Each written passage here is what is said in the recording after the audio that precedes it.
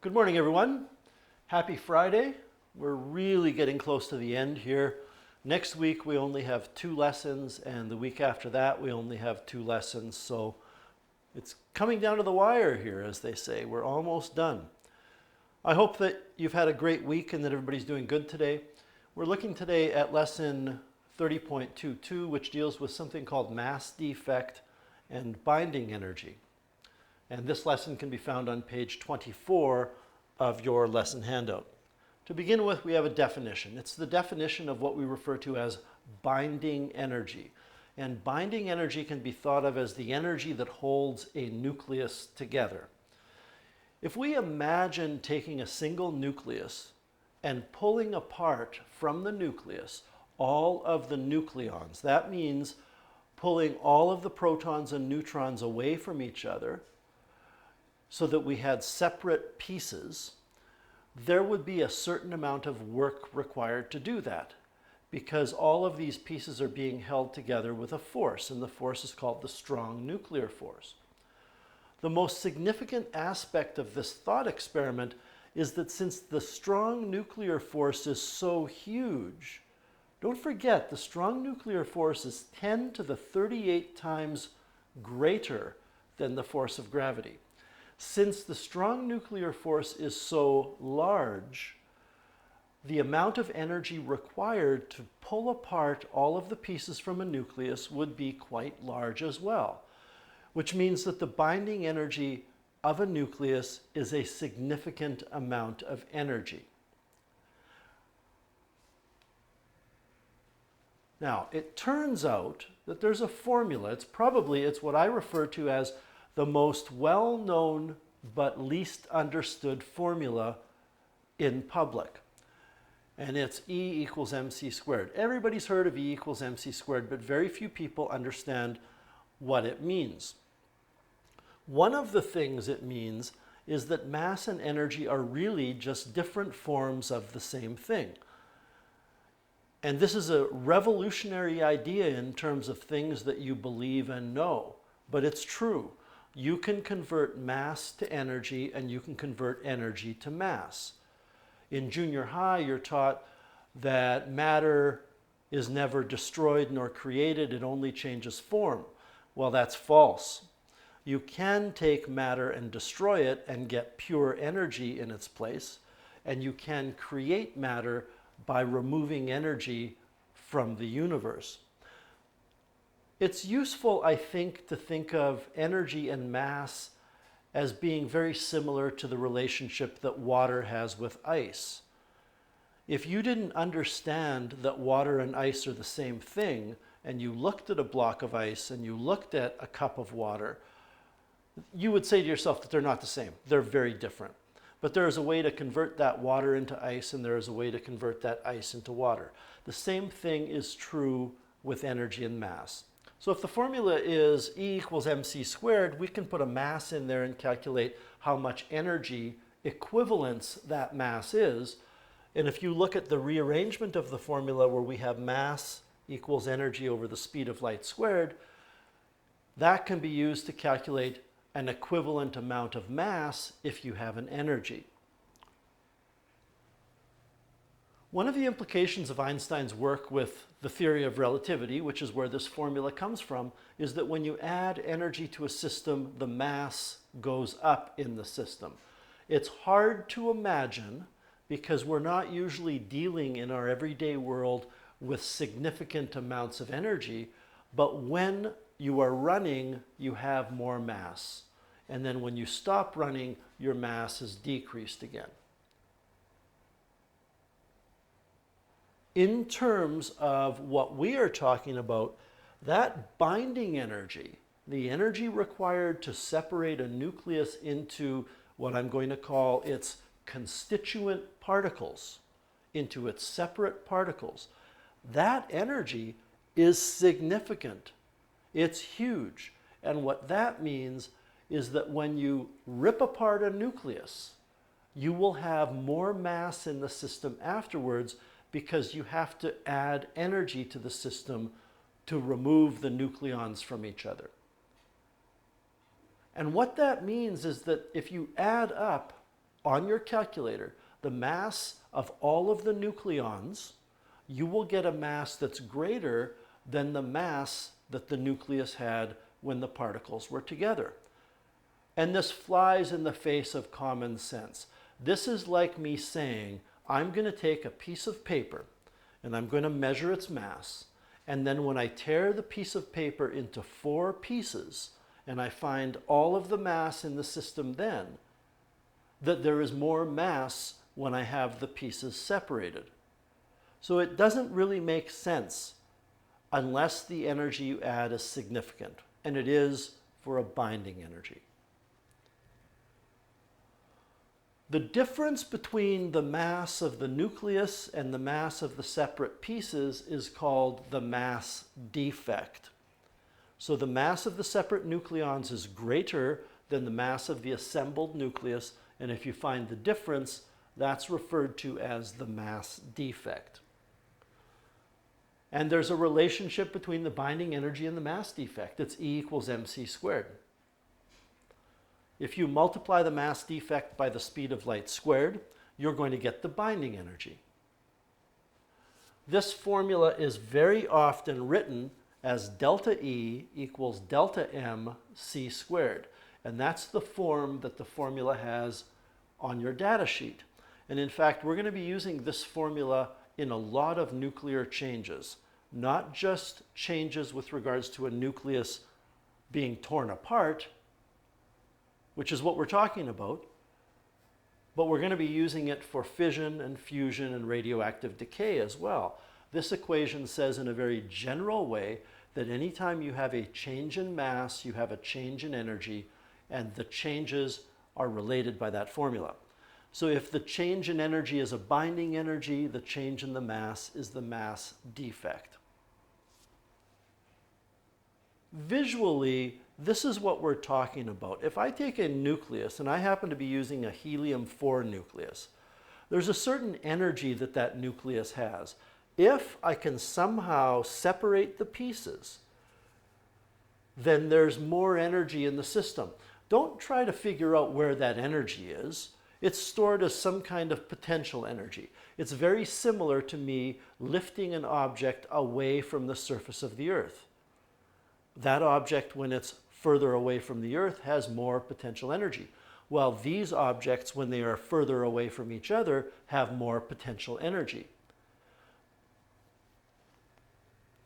That increase in energy is called the binding energy. It's the energy required to separate the nucleus into its pieces.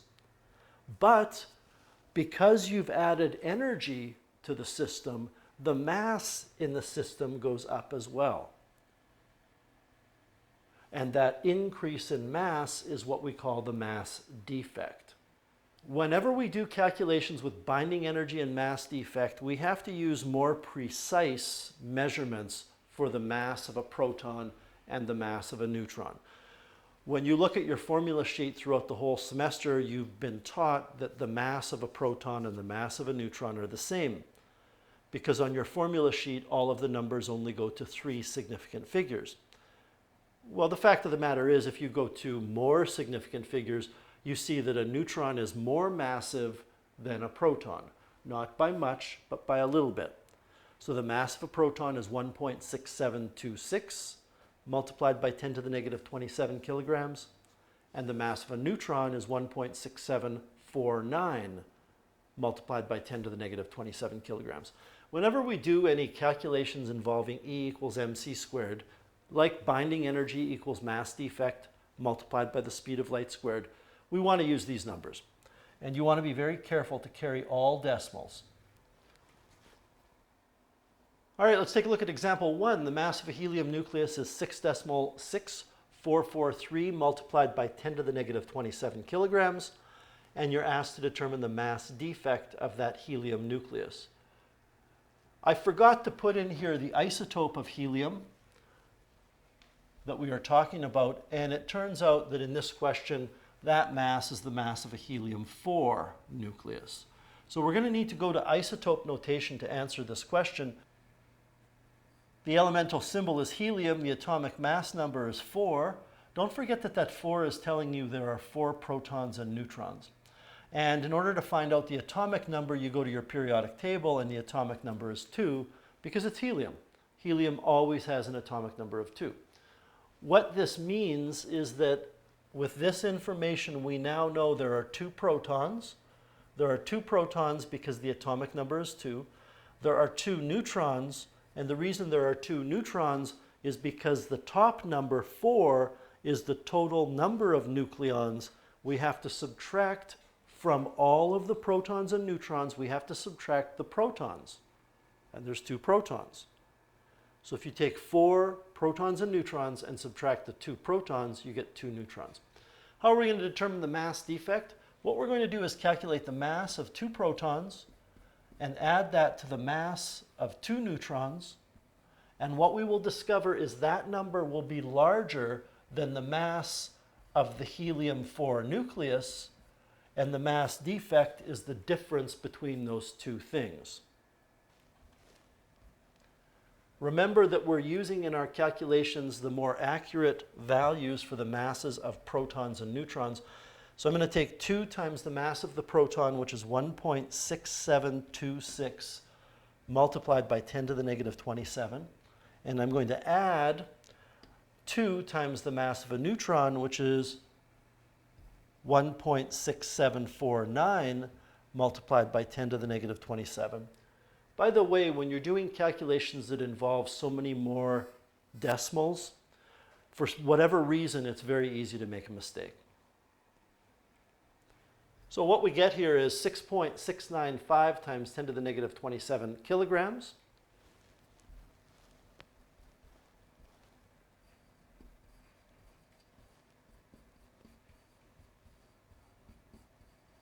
And you can see that that is a little bit bigger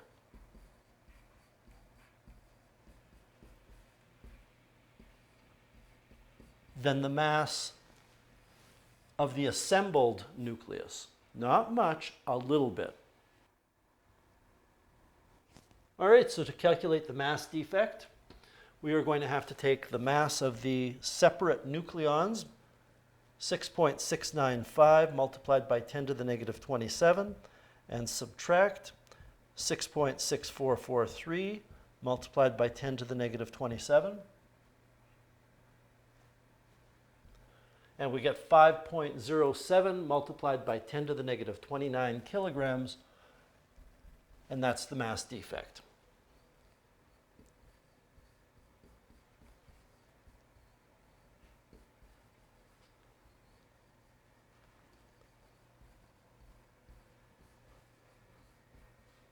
That's the mass defect of a helium-4 nucleus.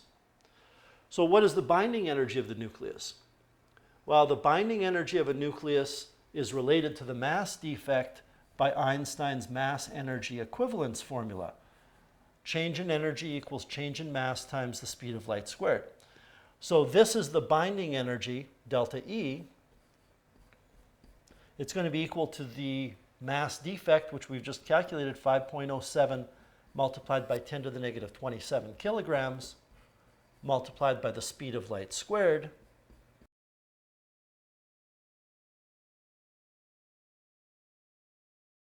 I don't believe I've told you, but this formula, E equals mc squared, or delta E equals mc squared, only works with standard units. What that means is when you put in kilograms, meters, and seconds, you're going to get joules coming out. So let's see what we get here. All I have to do now is multiply that mass defect by the speed of light squared. And what I get is 4.563 times 10 to the negative 12 joules.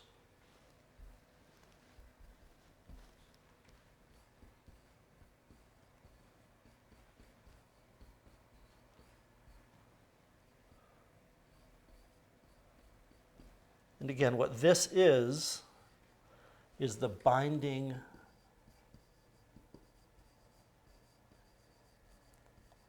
energy. And I think it's useful for you to think of what this number represents as being the energy that's holding a helium-4 nucleus together. A helium-4 nucleus is bound together into one thing with that much energy. Now, if I said to you, is that a lot of energy? Most people look at it and go, well, no, that's not a lot of energy. But keep something in mind. We're talking here about an energy that's associated with a very, very, very tiny thing. It's a helium nucleus. You can't even see it, it's so small. So it might be beneficial for us to calculate how many electron volts that is. So let's convert this now to electron volts. You know that 1 electron volt is 1.60 multiplied by 10 to the negative 19 joules. So for some of you, you're probably simply going to say, I need to take that energy in joules and divide by 1.6 times 10 to the negative 19 joules per electron volt. But it's not obvious to everybody. So remember that you can always set up a ratio. 1 electron volt is 1.60 times 10 to the negative 19 joules. That has to be a constant ratio. It's going to be equal to x electron volts over 4.563 multiplied by 10 to the negative 12 joules. So we're going to have to divide that number on the calculator by 1.60 multiplied by 10 to the negative 19 joules per electron volt. And what that gives us is a staggering amount of energy. Those are electron volts. To put it into perspective, I'm going to divide that by 1,000,000, which is a 1 followed by 6 zeros, and I get 28.5 million electron volts. 28.5 million in the metric system, which is 10 to the 6, is called mega. This is on your metric prefixes table on your data sheet. So it's 28.5 million electron volts. One more question that we have to answer with example 1. What is the binding energy per nucleon in the helium nucleus? I've already told you that the binding energy is a measure of how well the nucleus is being held together.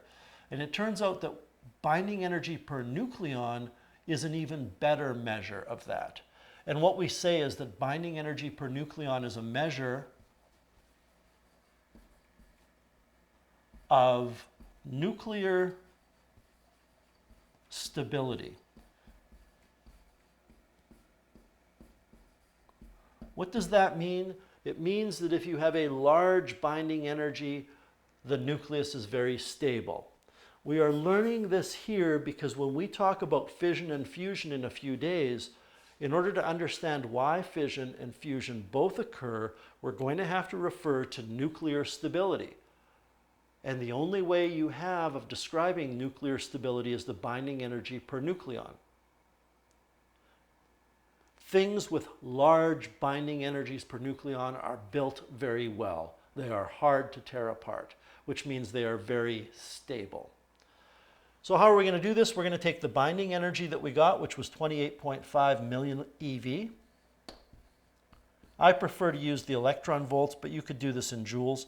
And we're going to divide by the number of nucleons, because per nucleon means over nucleons.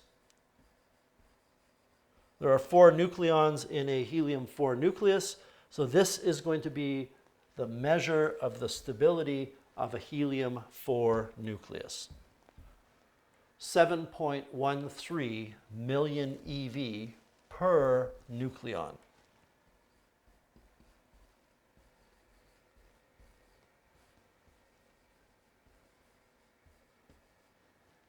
So if I told you that the binding energy per nucleus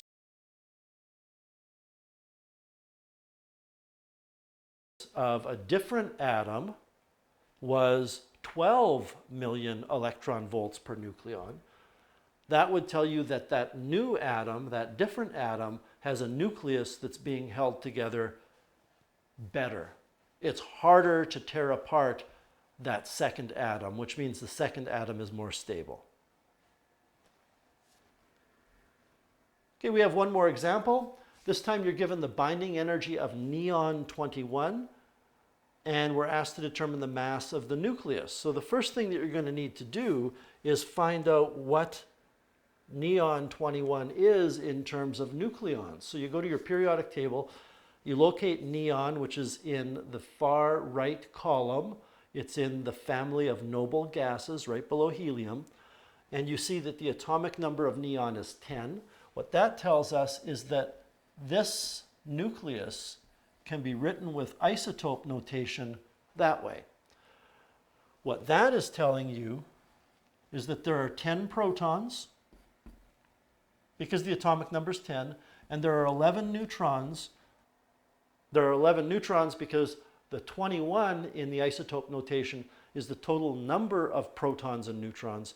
So if we have 21 nucleons and we take away 10 protons, you're left with 11, and those must be neutrons. All right, where are we going to go from here? Well, we know the binding energy. What we can do is we can find from the binding energy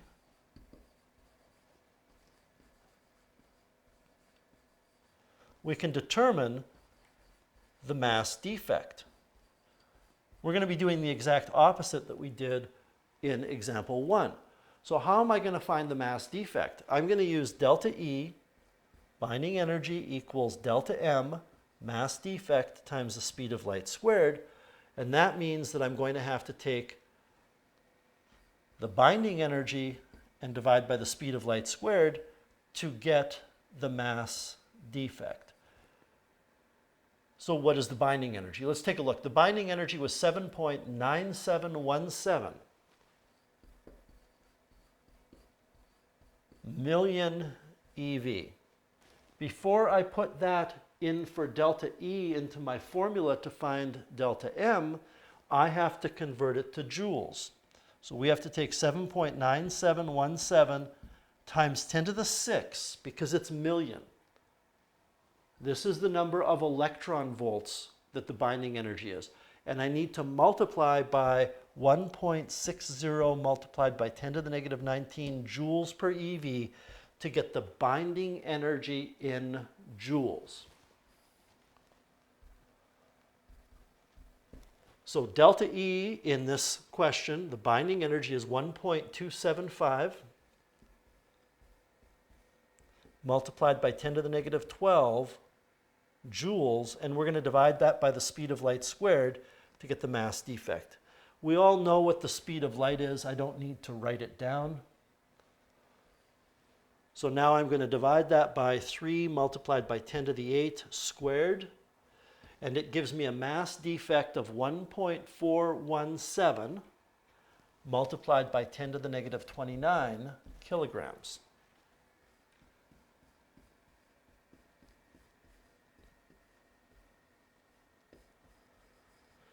Now, how are we going to go from that to finding the mass of the nucleus?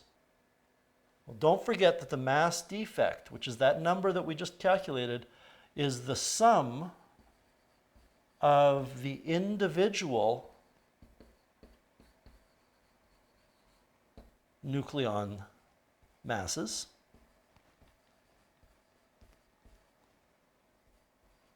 minus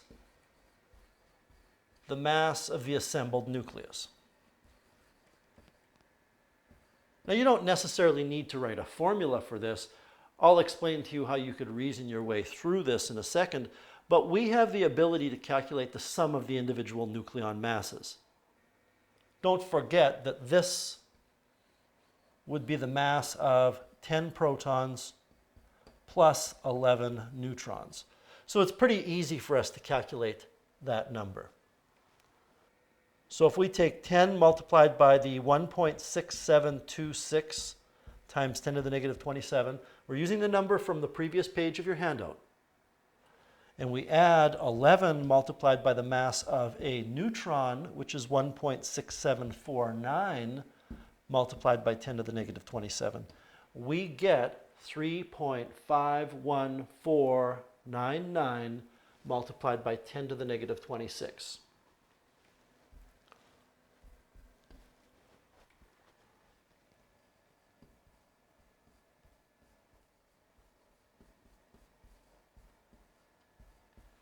We still have minus the mass of the nucleus, which is what we are after. And the mass defect we calculated was 1.417 times 10 to the negative 29.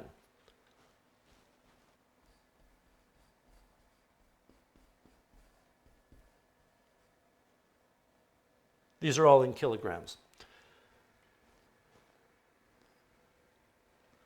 So if you look at this mathematically, if I want to find the mass of the nucleus, I have to add that term to the other side to get the mass of the nucleus is going to be equal to the 3.51499 multiplied by 10 to the negative 27 kilograms. And we're going to have to subtract the 1.417 times 10 to the negative 29 kilograms.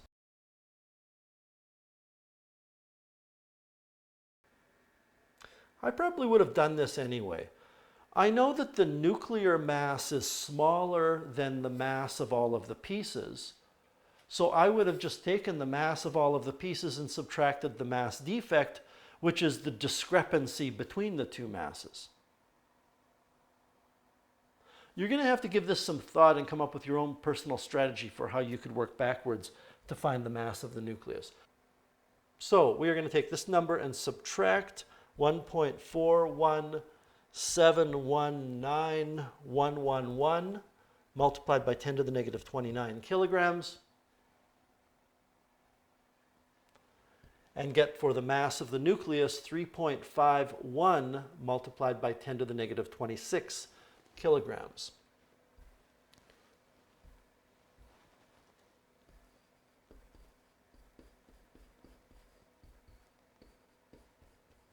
So this is the mass of a neon 21 nucleus. And that's it. That's the lesson. So you have 4 questions that I've put in your handout that are on the next page that you should complete. Remember that mass defect happens because when you tear apart a nucleus, the energy is added to the system, and energy and mass are equivalent. So if you add energy, you add mass. The relationship between the mass defect and the binding energy is delta E equals delta M multiplied by the speed of light squared. And also remember that when you do any calculations, you need to use the more precise values for the masses of the proton and of the neutron. So that's it. Have a wonderful rest of the day, you guys, and a great weekend. As I said, hang in there. We've only got a couple more weeks to go of this, and we'll get through it. So take care of yourselves. I'll talk to you soon.